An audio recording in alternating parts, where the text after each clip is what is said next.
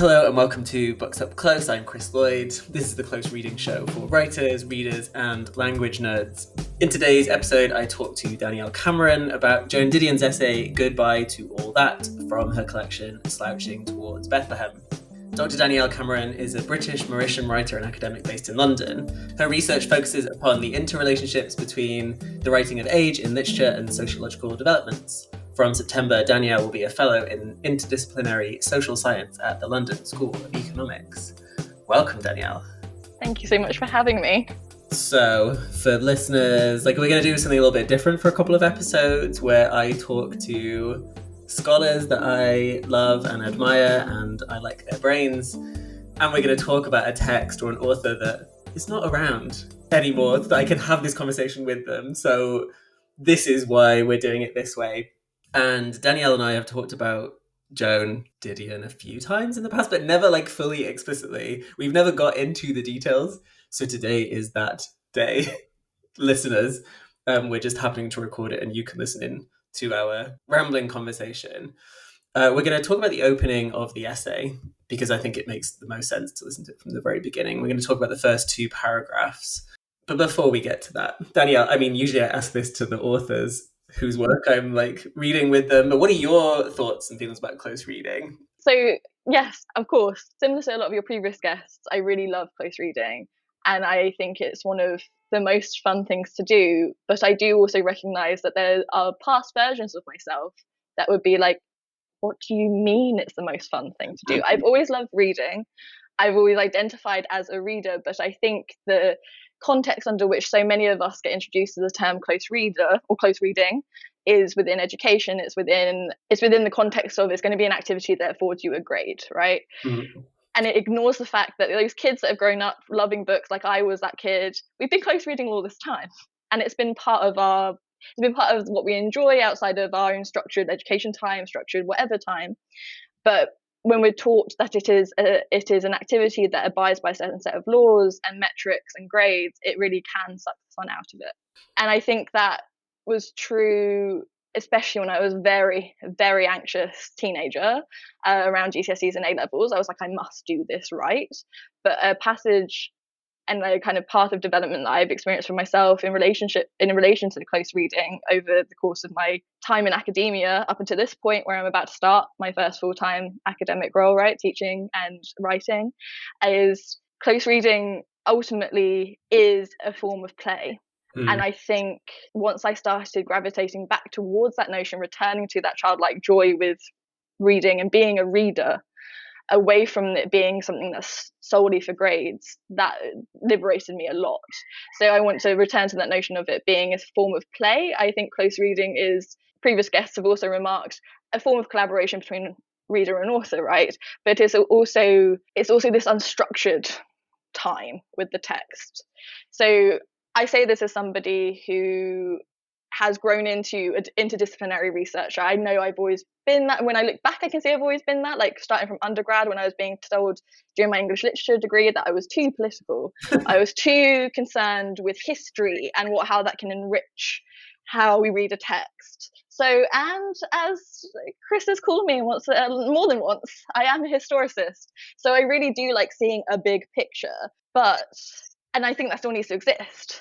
But when we're dealing with theory and we're dealing with different schools of thought, those can act as kind of landmarks on a map when you're reading a text, right? You're thinking, how can I see this structure in this text? How can I map out what's happening in this outside world onto what's happening within this text? And I love that. I love having that roadmap to a certain extent. But I also love the fact that close reading feels like going off-road. It feels like going into the text as terrain where you're just navigating, you're using your own instincts to pull out what really calls to you and how you can build your own picture of the text and see if that is in symbiosis or is in contradiction to what the wider consensus may be, whether that's critical thought in literature itself or other disciplines that may engage with the text. Okay, so now I have a million thoughts about that close reading process and about history. And I think Joan Didion is interesting, right? Because everyone talks about her sentences, right? She's like the sentence queen. But at the same time, she is also so historically, culturally, materially placed, right? And we can get into all of that later. Like, it's really interesting that most people talk about her as though she is just like prose, right? But Mm, actually, her work is so culturally, historically specific, right? She is hmm. responding to her moment more than most writers, of the 20th century in the US at least. So it's interesting you're kind of like talking about that tension, which I think is so present in her work. How do you feel about close reading her today in particular?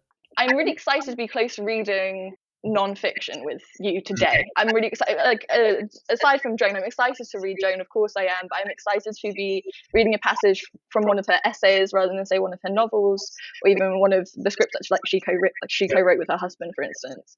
Because I think generally culturally we are somewhat guilty of letting non-fiction kind of not get that close reading treatment. And I don't see why we should allow that to continue. Like, I think because ultimately words create worlds, and if we are looking at people who ostensibly are reporting and reacting to their cultural moment, we need to be conscious of the language they're using Yep. to respond.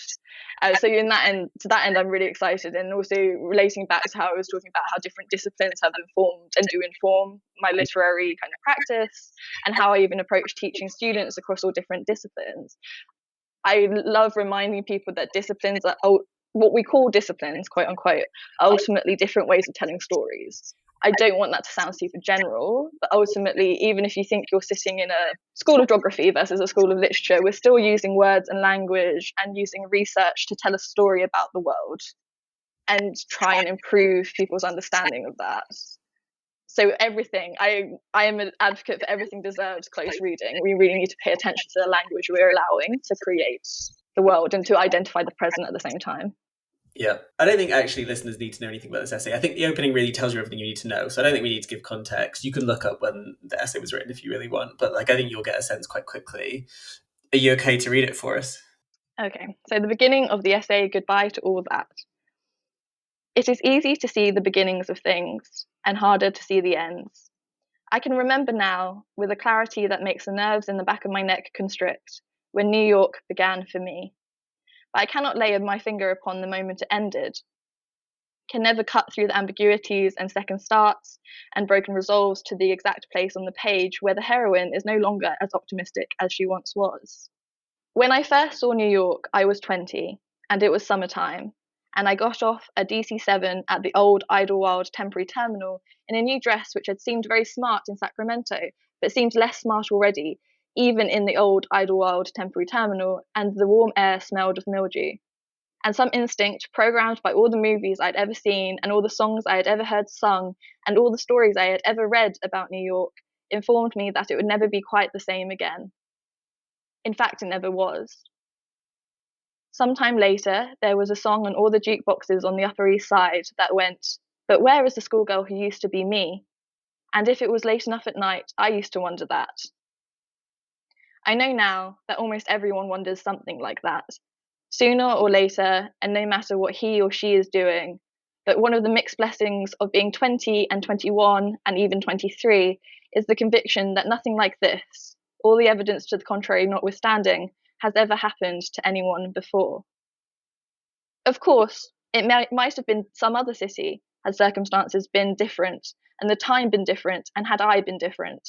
Might have been Paris or Chicago or even San Francisco, but because I am talking about myself, I am talking here about New York. That first night, I opened my window on the bus into town and watched for the skyline, but all I could see were the wastes of Queens and the big signs that said Midtown Tunnel this lane, and then a flood of summer rain. Even that seemed remarkable and exotic, for I had come out of the West where there was no summer rain. And for the next 3 days, I sat wrapped in blankets in a hotel room, air conditioned to 35 degrees, and tried to get over a bad cold and a high fever. Thank you for reading that. Like, I'm trying to put into words how I feel about reading her sentences. I'm going to get into the critiques of Didion later. Like, don't worry, listeners. I'm not just going to fangirl the entire time. However, it is really hard to pinpoint what it is about her sentences to me, right? Because she uses techniques like other people use, but there is something about like the tone or the voicedness of it that feels so particular and feels so kind of inviting somehow, right? Like it's like I always feel like I'm Mm. listening into her. She's kind of talking to us, but she's also talking to herself. she's like mixing modes and like styles. I don't know. There's just like so much going on here. Like even just listening to you, I was like, it just feels so alive. I just feel like I want to talk about every single sentence, but like we're gonna like pick out bits of it. But yeah, I don't know whether you felt it differently as you read it, even. I really agree with like how alive it feels, but also similar to how I feel about a lot of Didion's writing. I feel the inviting tone that you mention, but I also feel a remove. I also feel a distance, and I like that in that it's inviting you to kind of come along with her. I don't think she's ever asking you to be identifying with her, right? Like she invites you to walk alongside her rather than embody her experiences. And I like that very much. And I agree on on a sentence level, she weaves magic, and the range of topics and the range of experiences that she's written about, and yet she retains that very distinct style, but one that also develops over time. I love.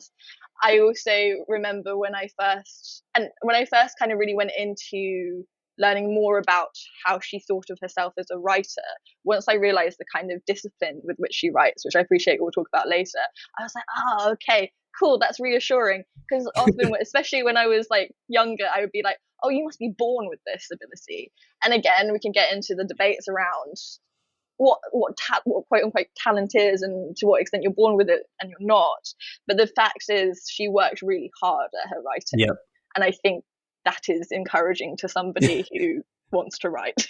It's like you can work at it. Basically, it's not something that comes out of your fingers on the keyboard fully formed, right?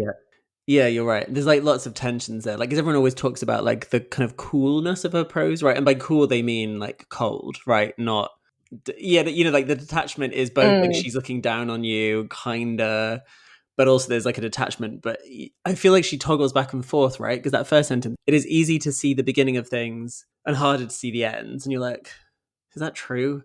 I don't know. Like immediately you're kind of like, cool, I'll go along with that. Like this real kind of declarative statement. And then the next sentence, like this is the move that I don't think I would do, right? Like I would probably do another sentence there to like qualify it or something. But then she says, I can remember now, comma, with a clarity that makes the nerves on the back of my neck constrict when New York began for me. And like then it unfolds and unfolds, right, for another couple of lines. Just like a real striking move from this general to the specific. And she's moving back and forth between those, which feels like a trick almost, right? To like, you know, while she is like, oh no, you're not me, you're not on my side at the same time. She's trying to convince us of something too, I feel. Yes, I think returning to your comment about like the coolness of her, and if ever there are passages, especially in this instance, if it feels there's a notion of like a detachment to an almost condescension, I think that's also her potentially condescending to her previous self. Yeah. Because ultimately this passage that I just read, and then as you go through the rest of the essay, is reflecting upon her arriving in New York at 20, convinced she's going to spend 6 months of her life there, ends up spending 8 years, and then returns to California.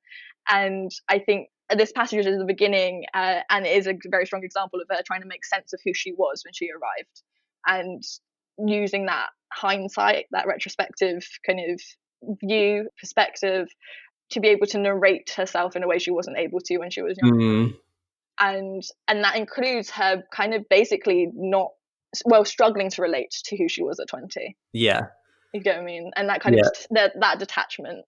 Because again, parentheses here, I know this is not in the passage itself, but it does mention that she arrives in New York at 20, but the overarching kind of feel and meaning of the essay is at 28 she felt too old for New York. And as somebody in their 30s, that hit me hit me in a different way than it did 10 years ago when I would have read this for like one of the first times. Yeah, because I think it's later on that she says like, oh, most people say that New York is like a city for people with money, and she's like, no, New York is a city for people who are young. Right? Like it's like really like spinning that idea. I want to jump to that. Let's jump a bit later on now, because you've mentioned this about the relation to her previous selves, right? Because even in that second sentence, she says the exact place on the page where the heroine is no longer as optimistic as she once was. Like she's moved from I can remember now to like the heroine by the end of the sentence. So she's already done like a little step back to kind of see herself. And then I love that there's the song on the jukeboxes, right? But where is the schoolgirl who used to be me? Even that line, right? Like, which she obviously didn't write, is remarkable, because it's not like, who is the me that used to be a schoolgirl, but like, where is the schoolgirl who used to be me? Not I used to be the schoolgirl, right? It's like the wrong way round almost, which is utterly brilliant that she would then pick that up, because it relates to, and I can't remember what essay it's in, where the line which I think about like almost every day, I have already lost touch with a couple of people I used to be. Yeah. I've already lost touch with a couple of people I used to be. And you're like, like, that cuts deep. And I think, yeah, that's kind of what you were starting to say, right? That this essay is, its detachment or its coolness might be as much about her relating to a previous version of herself, or like her younger self, and the relationship that self had to New York. Completely. And I want to say, yeah, it was specifically in the context of this. I think her style can mean different things in different essays, but we are not discussing those essays right now. But yeah, I think in this particular instance, yeah, it's a lot about stepping back. And because she's also writing this from the perspective, she would have been writing this while in California, right? So she's already geographically removed from the space that she felt she needed to evade. But returning back to your lovely reading of that second sentence of how she moved from the I to the heroine, it's all about stepping back, and it is fascinating. And it's the notion that she can write her way back to there. But again, when we're talking about this kind of almost spawning of different selves, and realizing that those are separate from you now in a lot of respects, kind of is contradicted by the bodily language that's used in this paragraph. So it's like, with a clarity that makes the nerves in the back of my neck constrict, right? And I cannot lay my finger upon it. Her body is still remembering, right? Like that time, even if mentally she's just like, I feel so removed from being that 20-year-old. The use of her body language throughout this, and also even towards the end of the passage, I'm sorry if I'm jumping around too much, but it ends with her saying like she's got a cold, and ultimately her first 3 days in the new city was spent being ill in bed in one room, rather than, like venturing around Midtown or something like that. And so there's this kind of tension throughout this passage about body versus mind and memory. Yeah. I mean, what we should also say is that, like, in that second sentence, even though she's doing all of this stuff about the body, about like perspective, she's also then beginning to play with sound and the commas, right? I can remember now, comma, with a clarity that makes the nerves in the back of my neck constrict. The C's, the N's, right? Like those sounds, comma, when New York began for me, comma, but I cannot lay my finger upon the moment it ended, comma, can never cut through. Like, she really builds up her clauses, right, in a way that feels ungrammatical, but you're going with it. What it's doing is pretending to be like the unraveling thought, right? It's like evoking a thought unraveling, even though this is like clearly very carefully constructed. The second starts and broken resolves to the exact place on the page. Like, you've got sibilants, then you've got like the P repetition. So all of this is happening with like sound play that is drawing us in. 100%. And again, I think this is another reason why I'm so happy we're reading a nonfiction essay, right?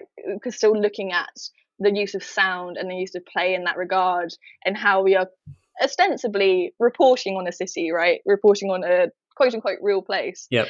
That's not me kind of questioning the reality of New York. I'm just saying, like, again, a tension underneath this passage is her deciphering between the myth and the reality of the city, for sure.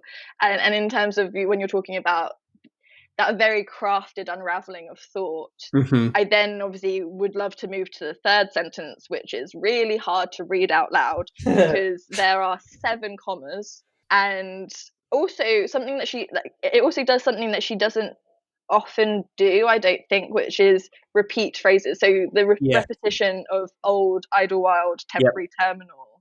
Again, we're playing with that alliteration, with that sound. It's like kind of just like a kind of almost like it aids this feeling that it's quite a stuttery start that she has to her time in the city.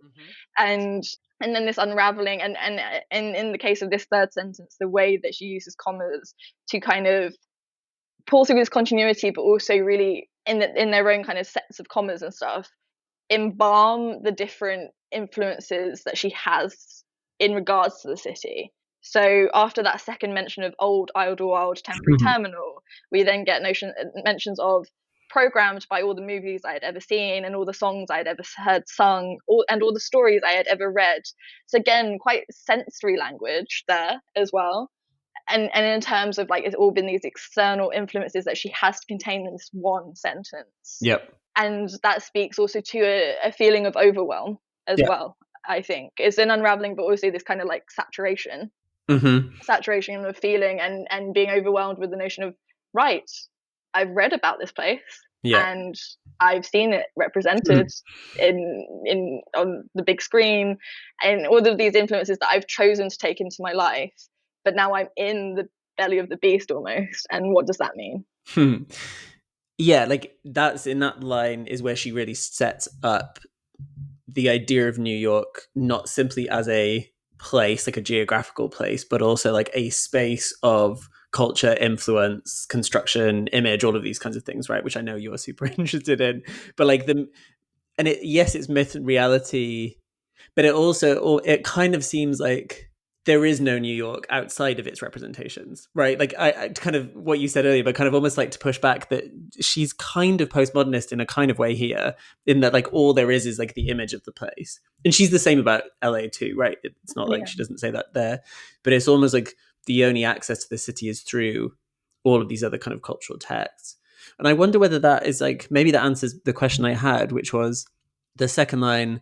I can remember when New York began for me, right? As though New York is like, it's a temporal thing, right? It's like when it began as a thing for me. And then the next line is when I first saw New York, I was 20 and it was summertime. Like not the first time I was in New York, but like the first time I saw it, is like the first time I actually understood it, right? Or like, but both when New York began and when I first saw New York are like the unexpected words to describe like being in a place. So that's like super interesting to me. And then it's in that long sentence, which, as you said, is like really hard to read, partly because of like all the commas, but she also does the and Yes. parataxis, right? She goes quite intensely with those ands. But she does also like, and I got off a DC-7, and you're like you got to kind of know what that is, right? Like that is a kind of aeroplane, but she doesn't say like I got off the aeroplane. She says I got off a DC-7. DC-7. Like it just sounds good, right? You know that she wrote down aeroplane the first time, was like, no, it needs to sound better. And then as you say, like at the old Idlewild temporary terminal, like she doesn't have to add that in, but the sound of it adds stuff, right? In a new dress, which had seemed very smart in Sacramento, but seemed less smart already. Like the S's come back, and the warm air smelled of mildew and some instinct programmed by all the movies. Like she's moving, like every single clause. We're jumping from one thing to another, right? The senses, the places, the like references. You would probably tell someone like in one sentence, like try and like stay with one thing, right? But she's like, no, we are jumping back and forth across the senses and the body and like the place. I think it's like quite remarkable. Oh yeah, it is really remarkable, and it does need a certain amount of control. As we've talked about, this is a very crafted sentence. This is not just a let me just ramble for a little bit. It is such a controlled and crafted sentence, and it's brought into such contrast by the next one. Not to get us jumping around, but I think like seeing those two together is such a Didion turn to have that really long sentence, right? We're moving around a lot, and then the next sentence is so short. It's what, 5 words? In fact, it never was. So returning to your point of like, is she questioning in quite a postmodern way? Does a city like this only exist in its representations? Can it only exist as basically an abstraction? And I have my own view. I respect that my own views come from outside of what she's written here. When I read this paragraph, I see her kind of grappling with, if you're unwilling to see past the representations, you can't access it. If you remain cooshed in that like just kind of ecosystem of how New York and how a lot of global cities are mythologized and narrativized before you even arrive, if you're not willing to kind of let the reality in, or if the reality is different to what you expected, it makes you think, did this place ever exist for me? But then returning to your identification of the temporality in the beginning, so that use of it's easy to see the beginning, and then also looking at that start of the sentence of when I first saw New York, right? That then also seems contradicted by later on in the very same sentence, it is saying all of the movies I had ever seen. So this isn't the first time she's seen New York, right? Yeah, yeah. It's not. But she used, again, I agree, it's purposeful. She says the first time I saw New York. So which New York is she seeing for the first time? And ostensibly it's the quote unquote real one. This is like a short essay. We should probably also say, like, that doesn't ruin the close reading, I think, to like suggest it's like it's not that long. In my head, it was much longer than when I was like, oh yeah, let's talk about that essay, and then I reread it. I was like, oh, this is quite a short essay actually, because it ends the book as well, the action towards Bethlehem, which is like interesting. So yeah, so we've got that short sentence. Then she goes to the jukeboxes that we've talked about, and then she does what I was kind of suggesting earlier on. Like, I know now that almost everyone wonders something like that. Like, you know, like, where is the schoolgirl who used to be me? And again, you kind of, she doesn't want you to pause on that for too long, right? Because then you might start questioning, being like, is that true? Do I think that? Like, what is my relationship to that?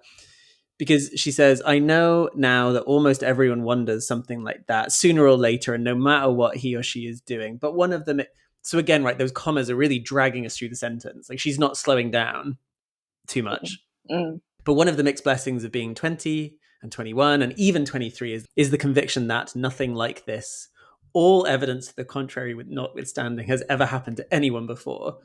Like, that's a really grand way of saying, you know, like, young people are just like, oh my God, this thing happened to me, as though no one had ever experienced it before. But that sentence, like, really amps up, I think. And it's the funny bit for me that made me laugh is like, but one of the mixed blessings of being 20 and 21 and even 23. Like, why that? Why not just say, like, of being 20, of being early 20s, right? Like, she lists 20 and 21 and even 23 as though, you know, 24, like, you're a goner, right? Yeah, I'm also kind of like, I love the even before the 23, because she doesn't say 22. She doesn't say 20 and 21 and 22 and 23.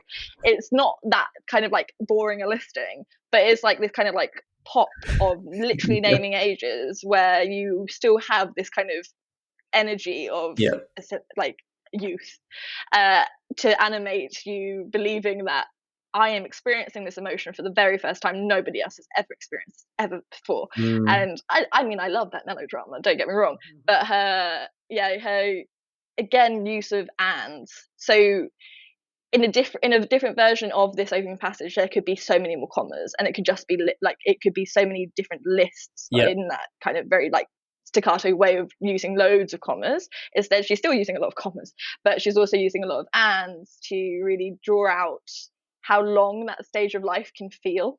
And yet with her kind of hindsight, because when thinking about when this was written, she would have been in her 30s or by this point when she wrote this.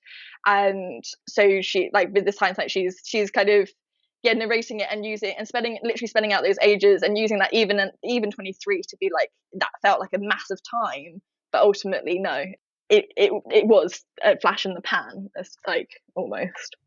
Yeah, I think it's just like a really brilliant like choice of like those specific numbers. Again, like something I don't think, I'm not trying to compare myself to Joan Didion, you know, like, I don't think it's something I would think to do linguistically. I think you'd be like, oh, that's just like wasting words, or like it's getting in the way of the thing you want to say. But actually the pausing on those specific numbers really, I don't know, it's like really sharp in that sentence. It's very sharp, and it's like, it also, I think, for the reader conjures up the image of what they were at that age. And it delineates, it says this was this year and this was the next year. These aren't continuous. Right. And in between all of this language we've had so far, most of it is quite plain, right? Like, none of it is super complicated language wise in this essay, or even the grammar, right? But then she says that nothing like this, comma, all evidence to the contrary notwithstanding. Like, it's such like a different, it's a register shift, as though like we're hearing like older, later Joan Didion reflecting on that younger self, right? Has ever happened to anyone before. Like, what she does, I think, is that like she really nails voice in like most of her work, that like you can hear a particular person speaking, but here in this sentence I feel like she's doing like double voicing, right, where it's like she's talking then and now, and even the now is like a different kind of version. I don't know, I just think it's like a really good, that little clause, all evidence to the contrary notwithstanding. 100%, because it's also bringing in that shift of register is also a shift towards the more journalistic, Yeah. which is Yes, something yes, we can yes. associate with the older Joan. Yep. And so she's almost investigating herself. She's Yep. she's reporting on herself. Yes. That's exactly what that is. That's exactly what Yeah. that is. Thank you. That solved that for me. Then new paragraph. Of course, it might have been some other city. Like, of course. Again, she's going into a different tone again. Maybe like this. It's almost like she can hear us being like, I don't know. It's almost like a response to like what we might be saying to her. Like, doesn't everyone say this? Or like you're not original here. She says, of course, it might have been some other city had circumstances been different and the time been different, and had I been different. Again, that repetition, Yeah. which you pointed out from the earlier bit, which is really, I mean, it's a very obvious thing to say, but like repeating different 3 times is a way of saying there is something so utterly specific about the New York experience. Like it doesn't, all these other places don't matter, right? It's not that, right? It's not that. It's like, that seems really important. It might have been Paris or Chicago or even San Francisco. Again, that even. Yeah. But because I am talking about myself, I am talking here about New York. That ending, but because I am talking about myself, I am talking, Yeah. again, repetition again, but it's like quite funny. It's quite a funny little line.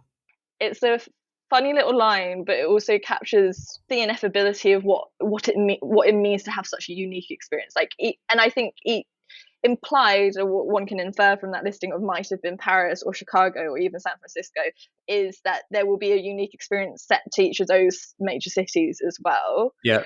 But it's also like the repetition and the ultimately not really going into much depth on what those differences might be between the experience of New York, Paris, etc., is also speaking to it's really hard. It is really truly hard to pinpoint exactly what makes a city that specific city for you.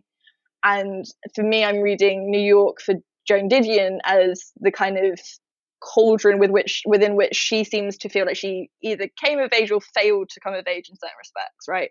She arrived when she was super young. She grew older, but how did she grow older? Like there's a lot of that feeling of like, how did I get to this point, right?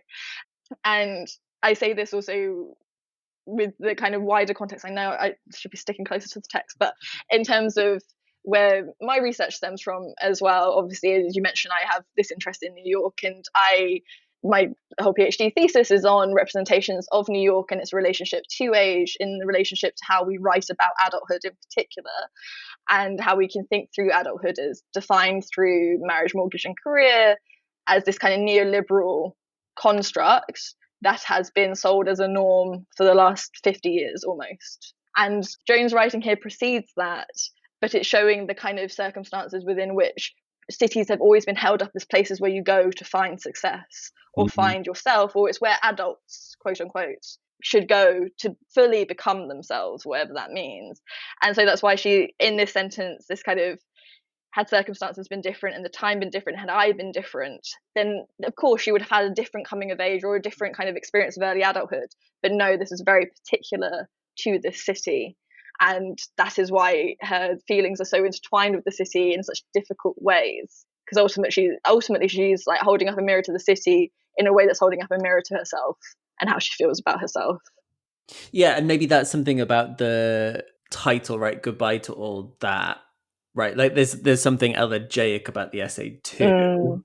Not just an elegy for New York, but an elegy of like herself in New York, or like what it means to be young in New York, etc. And Goodbye to All That is also the title of Robert Graves' autobiography, about which I hadn't like made the link. I kind of like Googled it. I was like, oh, of course. And his autobiography is thinking about the kind of societal shifts after World War One. Right. So Goodbye to All That means like goodbye to like when things were, the kind of pre-modernist moment, right? Of like goodbye to like order and normality and things held together, right? And then the war and all this stuff fractured everything, right? Like we know that story of modernism. So it's interesting that she's using that title there as well, because this essay is marking something about then, now, looking back. Who am I in relation to that?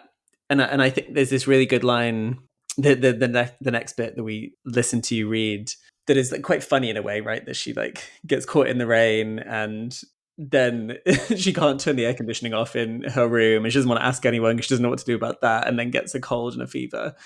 But the opening of the line is that first night, right? Like, ooh, that precision, that first night. I opened my window on the bus. My window on the bus, not the window. I don't know. Just like I opened my window on the bus into town and watched for the skyline. Gorgeous phrase. Like, she's like waiting for like that famous New York skyline, right? The one that we could all draw out. But all I could see were the wastes of Queens and the big signs that said, capital letters, big town tunnel, this lane. And then a flood of summer rain. She's not content with layering those three things. She then puts brackets in, parentheses for American listeners. Even that seemed remarkable and exotic, for I had come out of the West where there was no summer rain. She doesn't really need to give us that parenthesis, right? She doesn't need to give us that, but she has to mark that like a flood of summer rain is not just a flood of summer rain. It's like something completely different for her. It's completely aberrant from the way she experiences like weather, right, in her city. I think there's something quite striking about this layering of stuff in this sentence, because it's really where things start to kind of go awry, right? Like the myth of New York, like the idea of the New Yorker, even just the image of it, right? The skyline, what you get is just like waste dumps and signage, Midtown Tunnel, this lane, like really just like plain stuff. And it made me think of like Frank O'Hara, right? Like when like in the middle of his poems, suddenly it's just like he's describing like a signage or, these capital letters. I feel like she's borrowing from also like a lineage of New York writing as well here. Yes. Yeah, I'd agree with that. But then also returning to your point about the precision of that very opening, that first night I opened my window. So it's her first night, it's her window, it's her perspective. Yeah. Like it's she's so like again she's very good here, like telling her reader this is my experience, right? That you are, by reading this, you are bearing witness to it in a certain regard, but this is mine. And and she's building on the lineage of New York writers in that way, interestingly, as a kind of contrast, an almost contrasting way to the influences that she names in the previous paragraph, right? So she's already identified the kind of omnipresent nature of New York in representations of what it means to be in America and what it means to like what success looks like. So even if this predates what we understand as neoliberalism, New York already was being held up for various reasons that obviously are outside the parameters of this text as this place you go to find success. But then when it comes crashing down to earth with the views of the dumps in Queens, and then just looking at the tunnel, you're on a road going through a tunnel and and circulating around pretty much ubiquitous things that you'd see in most cities. It's like, oh, it's coming crashing down to earth, and like you say, it's similar to the play you start to see with people like Frank O'Hara and wanting to chip away at the myth. So I think that's interesting that ultimately, at least in my opinion, it takes writers who have lived in New York or like are familiar with New York, like Didion was, and like O'Hara, etc., to kind of try and chip away at that myth. Because it is, when you're physically outside of the city, you don't have that personal experience or personal relationship with the city, with the built city, to be able to pull away at it in this way that this sentence does, which is like, this is not stepping out of a glamorous minicab in the middle of Times Square. This is arriving, being like, all right, what do I do with my life now? And things aren't going right. And I also would like to compare that to what the novel Brooklyn does really lovely as well, in terms of dispelling that myth. So yeah, that's a tangent, but I just wanted to share it there because that evoked this passage evokes that novel for me as well. I kind of want to end there, not only because we've heard like the train and the sirens in your city backdrop, it feels so like pertinent, but also that this text is like enmeshed with like other texts that came like before it and after it, which is quite exciting. We talked a lot about this extract and like the way the sentences seem very like considered, even while they feel so flowing, right? It feels like she's just like, it's just flowing out of her, but we know it isn't. Could you tell listeners like anything about Didion's like writing style? Do we know how she like put stuff together? So like her process towards this like at once kind of effortless but so honed style of writing. So I know bits and pieces from both her own writing, interviews that she's done, and then also obviously the documentary that came out a couple of years ago as well. So, as I mentioned previously, she was a highly disciplined writer and really, really found value in having routine, ritual, and a set place to write. Again, that she never commented on it, but part of me is like, I see that and I'm like, I respect it. I respect the routine and the discipline, but also to have that set place to write is also a very privileged thing to have, right? But she, throughout her life, always, wherever her and her husband moved, she would craft that place which is hers to write. But also within that, within the routine that she had, there was a hell of a lot of rewriting as well and revision. So again, I don't know if this was like universally true for every single thing she ever wrote, but for instance, she would make handwritten notes, it kind of expand them on the typewriter, and then from that extract things she wanted to go into the final essay. So that is like layers upon layers of drafting, but in a different way to what you might envision drafting with just a Word document. It is in different media. It's her kind of almost collaging an essay together. And I say this as somebody who hates drafting.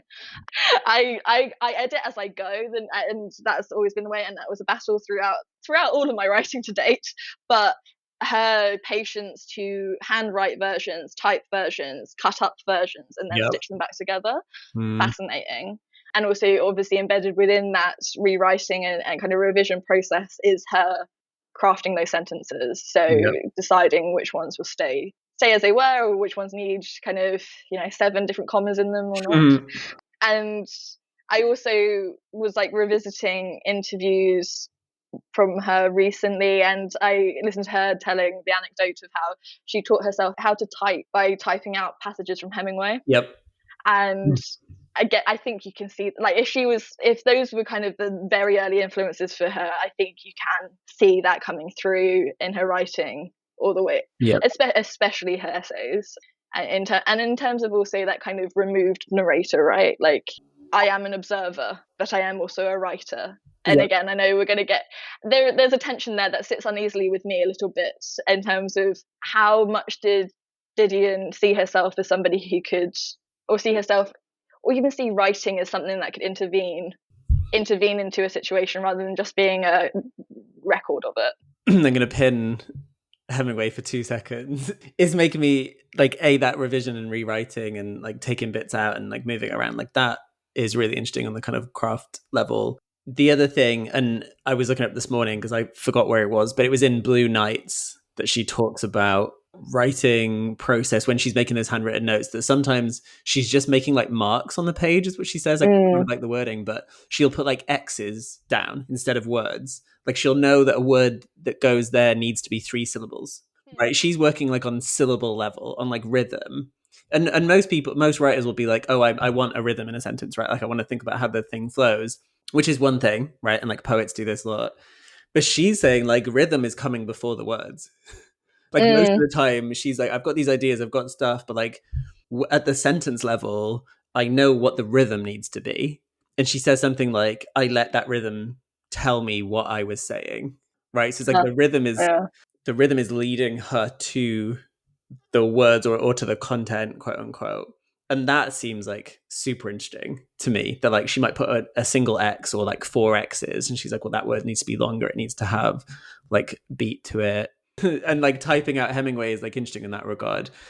There's an essay on the New Yorker called Last Words where she like goes through Hemingway, like an opening paragraph of one of Hemingway's books, I can't remember which one, and she like counts the ands and the commas, and she goes down to the level of like the beats in the sentence.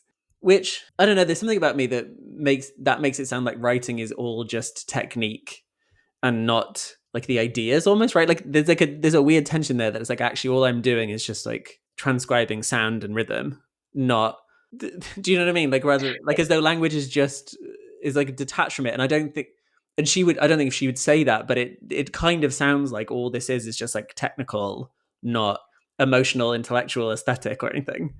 I think that is a very good point, and I think it's fascinating because ultimately, even though she seems to have shared a lot of her personal life with us through her writing, I actually think how much there is out there about her process, about what that kind of translation of intellectual, emotional life actually meant to her, and what that looked like in process, actually is obscured by the amount we know about her technical process. And I ultimately think is that an area that she remained most private about.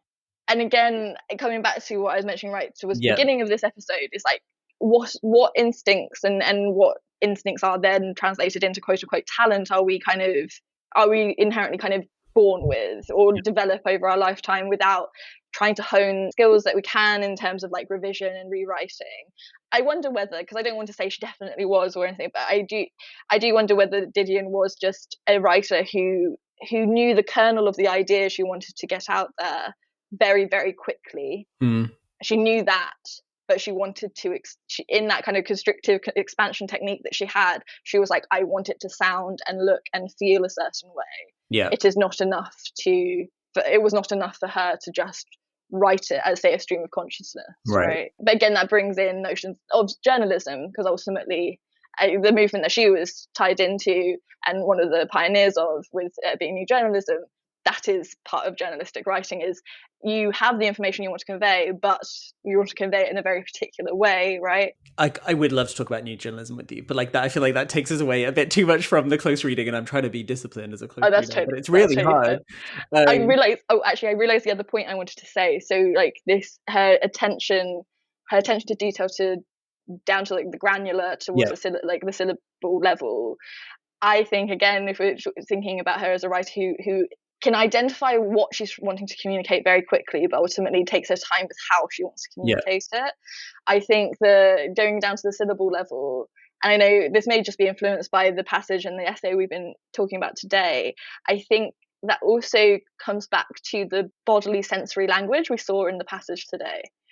She wants it, whether it's being read out loud or read just inside a reader's mind, she wants a certain soundscape to accompany her writing. In almost the same way that a city has a soundscape. And wherever we're experiencing text, we are always surrounded by different things impacting our senses. So she wants her text to impact you as well in as many different dimensions as it can. Yeah.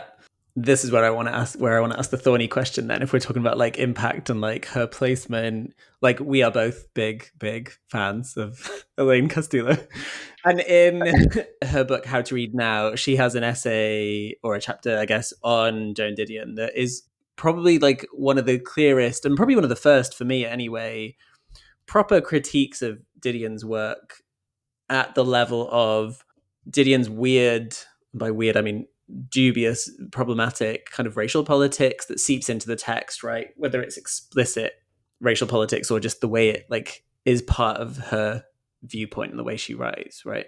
And as well as the kind of ethical moral dilemmas that this cool, disaffected, I'm over here writer, journalist, like the weirdness of that and what she can get away with or what she thinks she can get away with and what readers seem to like love about her, right? Or some readers do anyway. I'd love to hear your thoughts on that chapter and like that reading of Didion and where that sits for you and what we've just done here. Yeah, of course. And also I wanted to just shout out the title of the essay where Elaine Castillo goes in on Joan Didion is called Main Character Syndrome in How to Read Now. And I almost used that phrase in regards to how Joan Didion's writing about herself, right? Yeah. So that step away, calling herself, like implying herself as the heroine, taking that step away, being that like past schoolgirl, lost schoolgirl. That self-mythologizing is, main character behavior, and that's fine. I am fine with that when it's about oneself, right? And it's Joan Didion reflecting on herself. What Elaine Castillo's brilliant essay does is unpack not only the problematic and at times like racist behaviors within Joan Didion's texts. Castillo's essay also brings home how the kind of holding up of Joan Didion as this symbol, which is something I don't think Joan Didion ever. I don't think she dissuaded, but I don't think she went into her writing career expecting that to happen.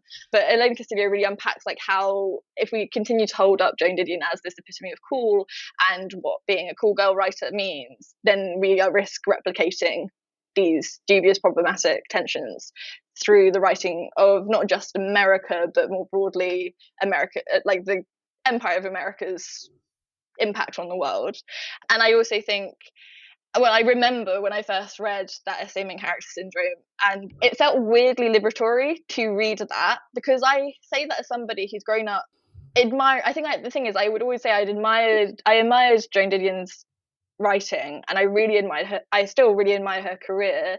I think Joan Didion is a rare example of a woman who, like, we have what, like, decades upon decades of her writing in existence. I think that's excellent, and sadly still quite rare to have that kind of overview of somebody's career like that, and for her to have been an active writer for all of that time.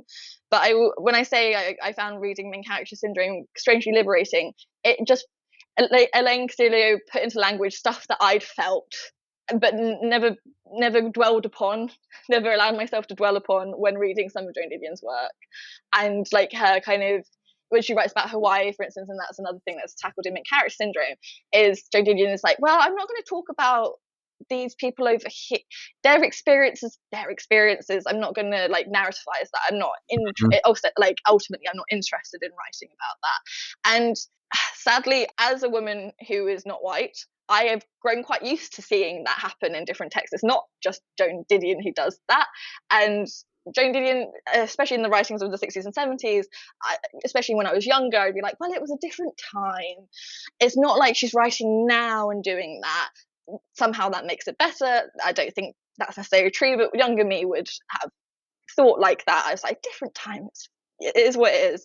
But when reading Main Character Syndrome, I just felt like Elaine Castillo gave a lot of language to that discomfort I was feeling.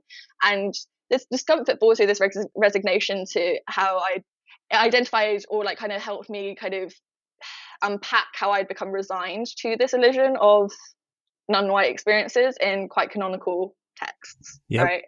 And that was a lot of what How to Read Now, the whole essay collection by Elaine, does. And so I just, yeah, as you can tell, I really love it. I really love that essay. I really love Elaine's writing. But also I wanted to say what that essay in particular, Main Character Syndrome, did well for me is, yes, kind of uncouple both the writing from the mythological figure of Didion. And I say that also as somebody who, I think my very first memory of really paying attention to Joan Didion would have been on Tumblr.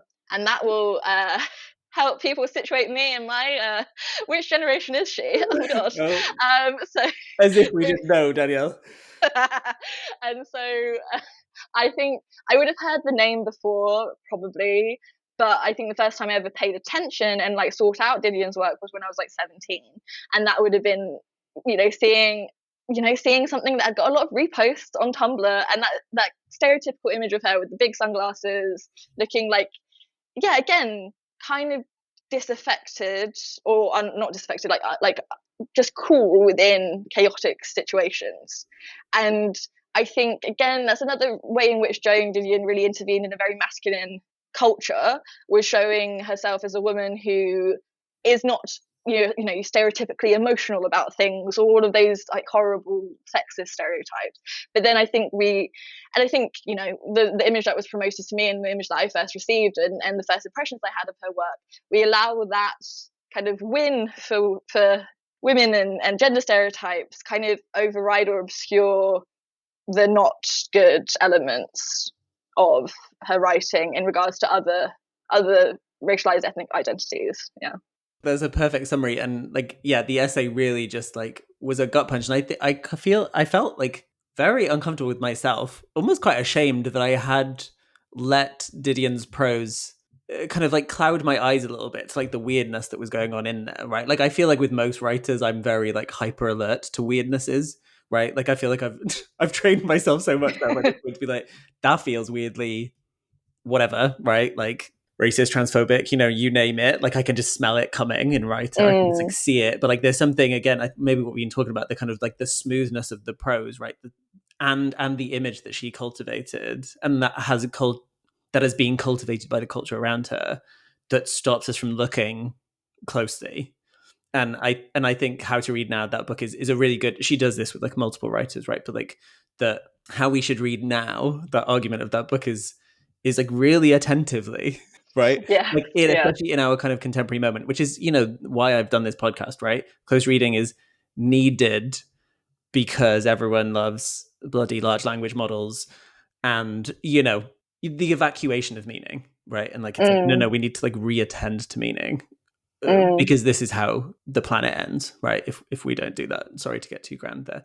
So yeah, like, thank you for bringing that in. I think is really important, and I'll link to that essay in the book and stuff for people to listen to. Please do. Okay. I always ask people this at the end of the episodes, and I'll ask you as well. Like, what books are you recommending? Part of me thinks, like, do I know what you're going to recommend? And then I'm like, no, maybe I don't. So, well, I will preface this with, you didn't give me a limit of how many I could recommend, so I'm coming to you. So I think, building off of our discussion of Elaine Castillo's excellent work, of course, already we're saying, with our full chests, we're recommending How to Read Now by her, but I also recently finished her most recent novel, which is Moderation, which is engaging with like themes of racialized labor, the tech sector, VR, AI. What does life look like right now as we're trying to navigate these things, but also in a really playful touch. That novel also centers around two characters who are very much convinced they know what genre of kind of text their life belongs to. So one of them thinks they're in this kind of kind of corporate espionage thriller where he wants to seek revenge for various things, and another character is just like she's thinking she's in Terminator 2 and she's just trying to survive. Like, there is no place for emotional vulnerability. Enmeshed in that, their relationship gets them to confront the fact that they can't predict what their lives will bring. They can't predict what genre, and they can't pigeonhole their lives into any one genre. And I loved it. And then also kind of returning to the topic of New York and the writing of self in New York, I wanted to recommend Colson Whitehead's Colossus of New York as a really supreme, excellent collection that, again, troubles the boundaries between non-fiction, fiction. Is it memoir? Is it essay? Is it just a bunch of short stories? We don't know. And also his first novel, The Intuitionist, is just a brilliant writing of New York, and in a, again, very formally and genre playful way. And then my final one around New York recommendations for this, but ultimately I could have an infinite amount.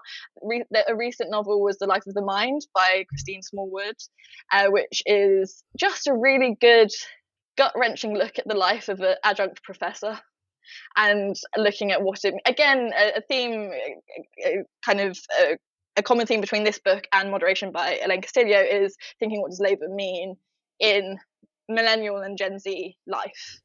And what does precarious labor mean? So I would say, for anyone who has experience with that, go in with caution. But it was like, I really, really loved that novel. We did not have a trigger warning. And then other things that I've read recently that I would really highly recommend, again on the topic of AI and digital selfhood, is Vahini Vara's work, which recently came out this year, which is called Searches and Selfhood in the Digital Age. And it's a collection of essays and an overarching kind of memoiristic piece looking at and tracing the notion of self through the last 25, 30 years as the internet has grown.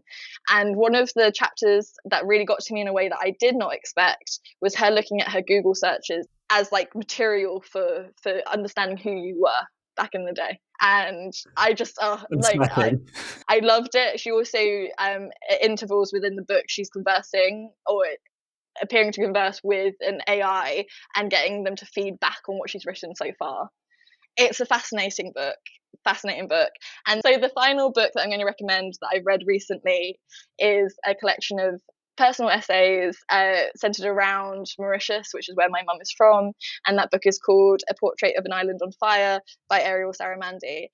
And Saramandy covers so much ground in the essay collection. So it starts off with a whole history of the island. So looking at the different periods of colonization that happened there, and then the after effects, and looking at what life on the island has been like since independence in the 60s. But then also talks about the legacies of how surnames and religion obscure different racial ethnic identities and different hierarchies on the island. We're also looking at how Mauritius navigated COVID and the different levels of lockdown that happened, which were really quite brutally enforced. Also looking at the political structures on the island and what the 2024 election meant and why it was such a momentous time. And then also finally, she also talks about climate change and climate crisis, and how ultimately it's going to be nations like Mauritius in the global south that are already experiencing what living in climate crisis means, and calls attention to the fact that we need resolutions now. So I know that's a whole range of books. Look, but yeah, I hope there's something there that your listeners can enjoy. look, these are recommendations, people, right? Like, Danielle is the reader who I turn to for recommendations, so you will do well to buy all of these books, or borrow them from your local library, but like, buy them from a local independent bookshop, please. Do not buy them from Amazon, or I will not let you listen to this podcast somehow. But like, just don't do it. Just don't do it. Thank you so much for your time, your thoughts today. I really, really appreciate it. It was so nice talking to you. Oh, thank you so much for having me. This has been great, and I really enjoyed chatting through all of the things. Thank you for listening to this episode. Please subscribe if you haven't already. Leave a review and share with people you know. You can also follow the show and me on Instagram at Books Up Close and on YouTube. And if you can, please do fill out the feedback form linked in the show notes. It's really helpful to us. You can get show transcripts and more information by subscribing to the Substack. This show is made possible by an Impact Accelerator Award from the University of Hertfordshire and the Arts and Humanities Research Council.